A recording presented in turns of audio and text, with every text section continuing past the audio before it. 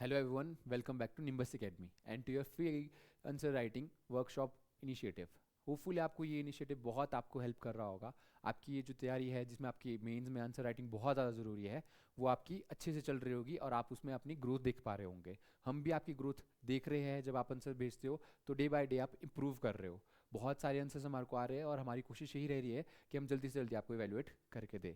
तो कल भी मैंने आपको एक क्वेश्चन दिया था, आज भी आपका आईआर से रिलेटेड एक टॉपिक होगा। कल भी मैंने आपको आईआर से रिलेटेड टॉपिक दिया था। फर्स्ट ऑफ ऑल हम उसको डिस्कस कर लेते हैं, क्या टॉपिक था वो, है ना, क्या क्वेश्चन था।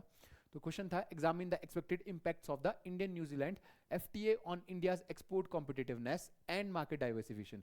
हमने क्या देखा था आपका, हमने फर्स्ट ऑफ ऑल टॉपिक देखा था आपका ट्रेड, आपका एफटीए का टॉपिक देखा था हमने। फ्री ट्रेड एग्रीमेंट्स देखे थे, कैसे वो बेनिफिट करते हैं। वही हमने देखा था कि ओमान और न्यूजीलैंड के साथ हमने न्यू आपका एफटीए साइन किया है, तो वो कैसे आपका expected impact of New Zealand FTA on India's export competitiveness and market diversification, कैसे वो एक्सपोर्ट कॉम्पिटिशन को इंडिया की बढ़ाएगा, कॉम्पिटिटिवनेस को, एंड मार्केट की डाइवर्सिफिकेशन को इंप्रूव करेगा। हम किसी एक कंट्री पे ज़्यादा रिलायंस नहीं करेंगे। ये ज़्यादा इंपॉर्टेंट इसलिए भी बन जाता है, हमारे जो रिलेशन है विद यूएस और हमारे ऊपर जो सैंक्शंस लग रहे हैं उसके बाद आपका डाइवर्सिफिकेशन कितना इंपॉर्टेंट बन जाता है। एंड हम आरसीईपी में हमने क्या किया था, ज्वाइन नहीं किया था। वन ऑफ द रीजन था कि हम न्यूजीलैंड का जो बहुत ज़्यादा मिल्क एक्सपोर्ट था वो हमारे इंडिया में हमारे कॉम्पिटिटिवनेस को बढ़ा सकता था। बट अब अगर हमने एफटीए साइन किया है तो कैसे वो export competitiveness and market diversification को बढ़ाता है।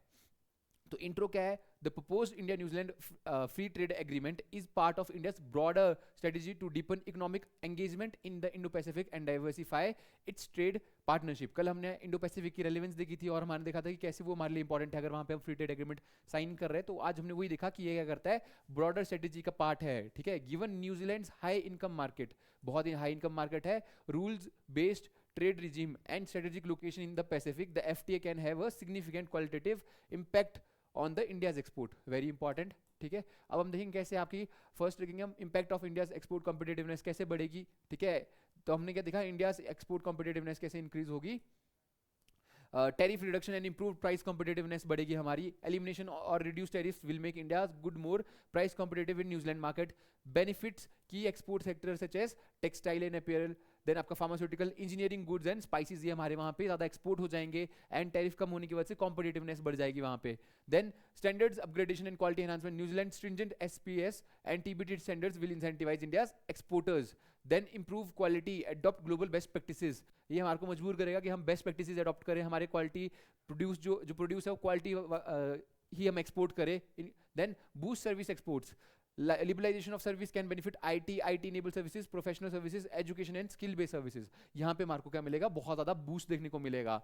देन हमारा एक्सपोर्ट कॉम्पिटिटिवनेस देख लिया, अब हम देखेंगे मार्केट डाइवर्सिफिकेशन में कैसे हेल्प करेगा आपका। इंडियाज मार्केट डाइवर्सिफिकेशन में reducing over dependence on traditional markets, है ना, इंडियाज एक्सपोर्ट फुटप्रिंट बियॉन्ड आपका यूएस देखेंगे, आप यूरोपियन यूनियन देखेंगे, वेस्ट एशिया देखेंगे, enhances reliance against demand shock and political risk. जो आपके पॉलिटिकल रिस्क राइज हो रहे हैं उसकी अगर वहां कभी, जैसे अगर हमारे को यूएस आपका सैंक्शंस इंप्लीमेंट कर रहा है तो हम कहीं और डाइवर्सिफिकेशन से क्या कर सकते हैं, रिलायंस कम कर सकते हैं और हम क्या कर सकते हैं, यहाँ पे अपना एक्सपैंड कर सकते हैं, एक्सपोर्ट यहाँ पे हम शिफ्ट कर सकते हैं। Gateway to Pacific and PTDP markets, तो क्या हो रहा है आपका, New Zealand can serve as a gateway to the Pacific region, strengthening India's presence in the Oceania, facilitates future engagement with broader trade architecture, very important. The next is strengthening India's Indo-Pacific economic presence, जैसे आपका reinforces India's Act East policy and Indo-Pacific economic strategy, ये इसमें reinforce हो जाएगा। Then enhances India's credibility as a reliable trade partner।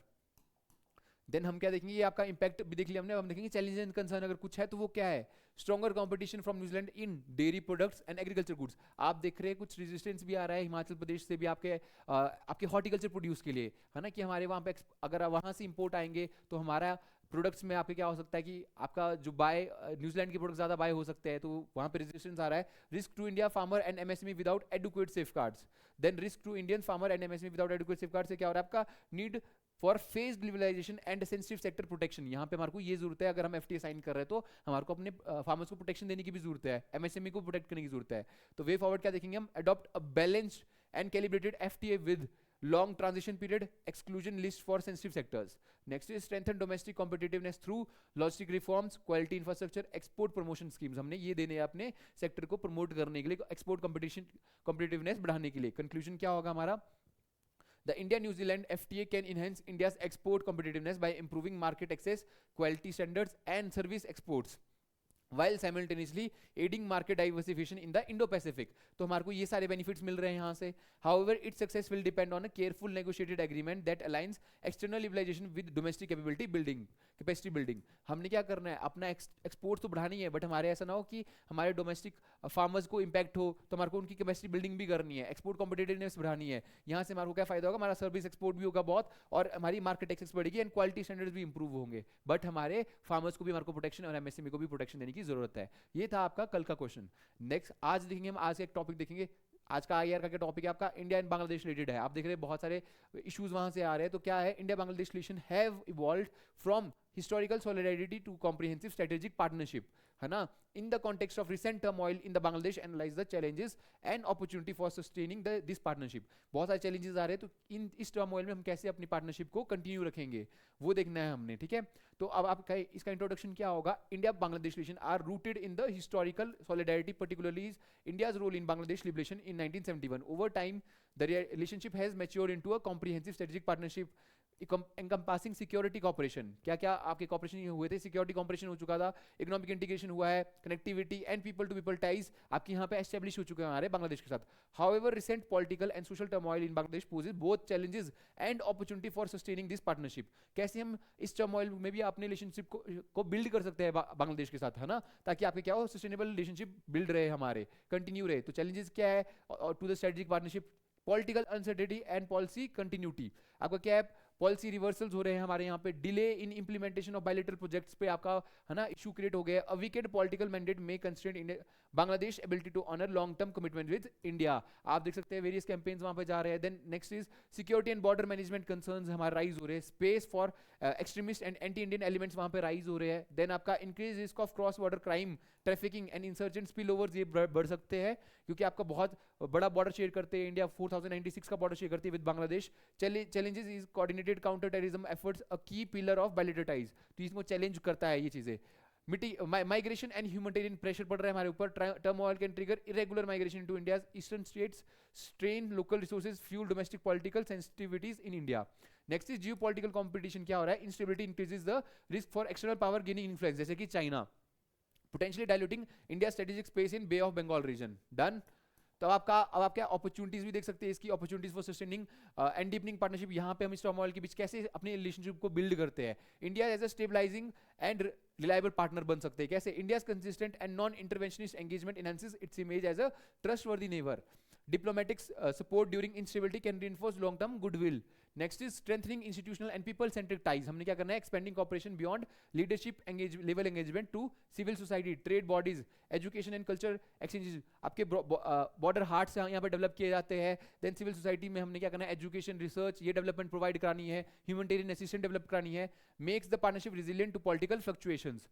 Then next is deepening economic interdependence, continued focus on trade facilitation, energy cooperation, regional connectivity, economic stakes creates mutual incentive for stability, है ना. Then next is क्योंकि आपके various MOU sign हुए हैं यहाँ पे, sharing electricity, energy.